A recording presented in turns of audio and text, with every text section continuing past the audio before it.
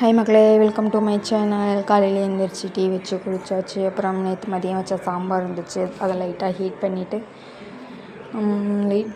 அப்புறம் என் பையன் எழுந்திரிச்சோன்னு ரவடி பண்ணிகிட்டு இருந்தான் குளிக்கணும் அப்படின்ட்டு. அவனுக்கும் அப்படியே ஒரு குண்டால் தண்ணி பிடிச்சி வச்சேன். போய் உட்காந்து குளிக்க ஆரம்பிச்சிட்டான். கொஞ்ச நேரம் விளையாண்டுட்டு இருந்தான்.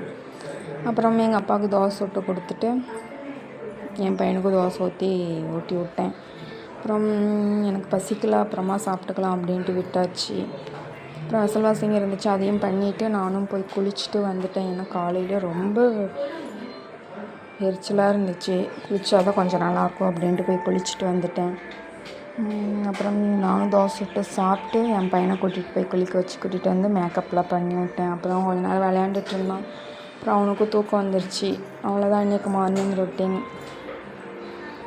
என் வீடியோவில் நான் டெய்லியும் ஒரு விடுகதை கேட்டுட்ருக்கேன். எல்லோரும் ஆன்சர் பண்ணுங்கள். வீடியோஸ் நிறைய பேர் பார்க்குறீங்க, ஆனால் விடுகதைக்கு ஆன்சர் பண்ண மாட்டேங்கிறீங்க. அவ்வளோ கஷ்டமான விடுகதைலாம் ஒன்றும் இல்லை, ஈஸியான விடுகதை தானே, ஆன்சர் பண்ணலாமே.